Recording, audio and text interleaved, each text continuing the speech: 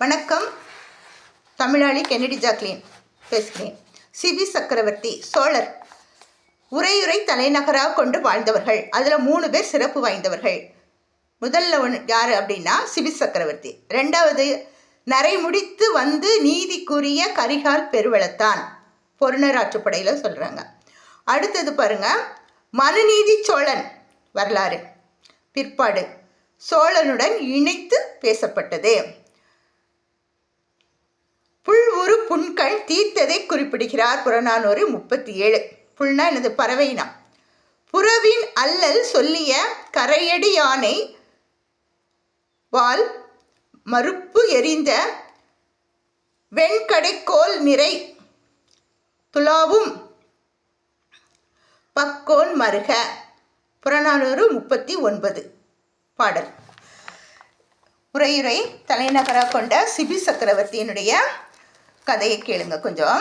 இங்கே இந்திரலோகத்தில் தேவலோகம் இருக்குல்ல, அங்கே என்ன பண்ணுறாங்க, பேசிகிட்டு இருக்காங்க எல்லாரும். என்னடா பூலோகத்தில் ஒரு சிபி அப்படிங்கிற ஒரு அரசர் இருக்கிறாராமே, அவர் அறநெறி தவறாதவராமே, அவரை எல்லாரும் புகழ்கிறாங்களாமே, புல்லுலேருந்து மனிதர்கள் வரைக்கும் ஓரறிவிலிருந்து 6 அறிவு வரைக்கும் புகழ்கிறார்களாமே. அப்படி என்ன அவர் அவ்வளோ பெரிய ஆள், அவரை எப்படியாவது நம்ம முறியடிக்கணும் அப்படின்னு சொல்லிட்டு 2 பேரும் யாரெல்லாம், இந்திரனும் அக்னி தேவன் 2 பேரும் என்ன பண்ணுறாங்க, சூழ்ச்சி செய்கிறாங்க. அந்த சூழ்ச்சியில் அவங்க 2 பேரும் பேசிக்கிறாங்க. இந்திரன் கழுகாக பருந்தாக பறந்து வர்றது மாதிரியும், புறா அக்னி தேவன். இப்போ அந்த பருந்து துரத்திட்டு வரும்போது அந்த புறா என்ன பண்ணுது, வேகமாக அக்னி தேவன் வேகமாக பறந்து யார் மடியில் விழுது, சிபி சக்கரவர்த்தி இருக்காருல்ல, அவருடைய மடியில் விழுந்துருது. உடனே இவர் என்ன பண்ணுறாரு, என்னதுடா திடீர்னு எங்கேருந்து இந்த புறா வந்துச்சு, யாருக்குமே தெரியாது, இந்த நம்ம இங்கே உள்ள அரண்மனைக்குள்ளே வர்றது என்ன அப்படின்னு சொல்லிட்டு இப்படி பார்க்குறாரு. பார்த்தா அங்கே தள்ளி ஒரு பருந்து துரத்திட்டு வருது. அப்போ அங்கே இருக்கிற புரோகிதர் சொல்கிறாரு, மன்னா, புறா உங்கள் மடியில் விழுதுன்னா அப்போ உங்களுக்கு ஏதோ ஒரு அபசகுனம், அதனால் நம்ம நாட்டில் ஏதோ ஒன்று நடக்க போகுது, நீங்கள் என்ன பண்ணுங்கள், இதற்கு நிவர்த்தி செய்வதற்காக நிறைய யாகங்கள்லாம் செய்யணும் அப்படின்னு சொல்கிறாரு. அப்படின்னு சொல்லிகிட்டே இருக்கும்போது அந்த பருந்து வந்துடுது. பருந்து என்ன பண்ணுது, உட்காந்துக்கிட்டு பக்கத்தில் உட்காந்துக்கிட்டு சொல்லுது, அந்த புறாவை கொடுங்க, நான் பசியாக இருக்கிறேன், நான் எனக்காக தான் நான் விரட்டிட்டு வந்தேன், நீங்கள் என்னென்ன வச்சுக்கிட்டு கொடுக்க மாட்டேங்கிங்களே அப்படின்னு சொல்லுது. உடனே அந்த அரசர் சிபி சக்கரவர்த்தி சொல்கிறாரு, இது என்னை தேடி வந்தது, அடைக்கலமாக வந்தது, அடைக்கலமாக வந்த அந்தணரையும் பசுவையும் தஞ்சம் என்று வந்த இந்த புல் பறவையையும் நான் தரமாட்டேன். அப்படி நான் தந்தா நான் அறநெறி தவறியவனாக ஆகிவிடுவேன் அப்படின்னு சொல்லு. உடனே அப்போனா நீங்கள் அப்படி நினைக்கிறீங்களா, நான் என்ன சொல்கிறேன்னா, என்னுடைய பசியும் கொடுமையாக இருக்குது, என்னுடைய பிள்ளைங்களுடைய பசியும் கொடுமையாக இருக்குது, அதுங்களும் பசியில் வாடிக்கிட்டு இருக்காங்க.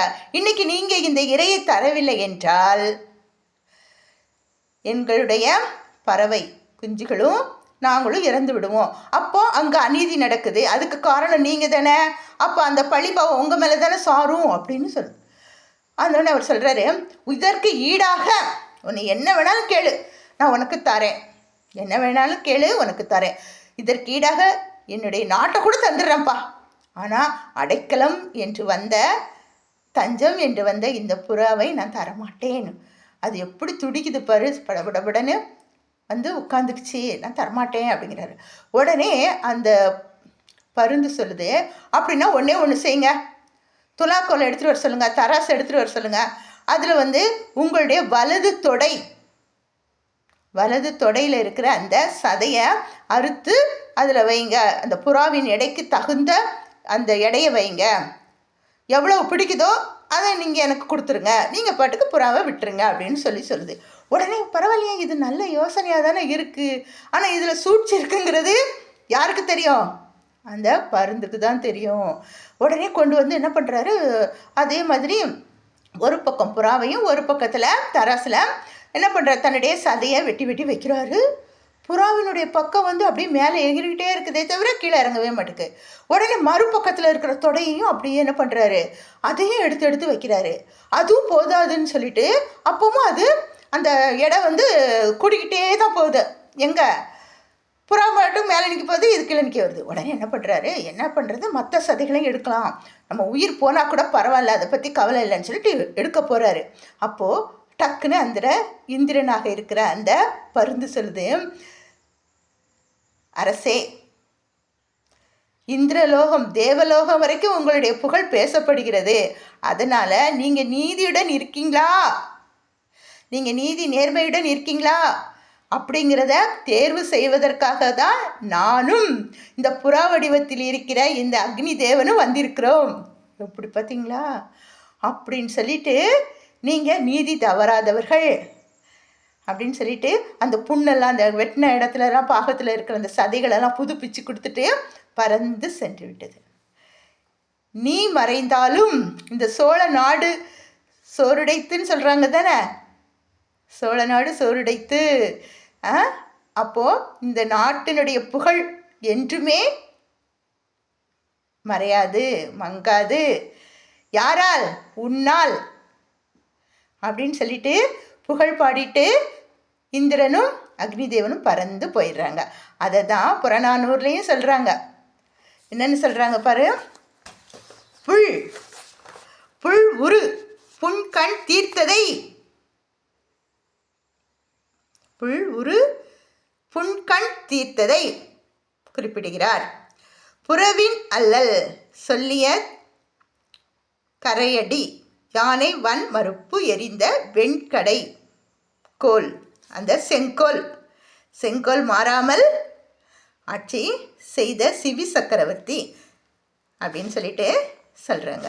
நாமும் அதுபோல் எப்பவும் எப்படி இருக்கணும், நம்மளை நாடி வந்தவர்களை என்ன பண்ணணும், அவர்களுக்கு என்ன வேணும் அப்படின்னு சொல்லிட்டு கேட்டு அவர்களுக்கு நல்லது செய்யணும். சரியா? எப்பொழுதும் நீதியுடன் நேர்மையுடன் இருக்கணும்.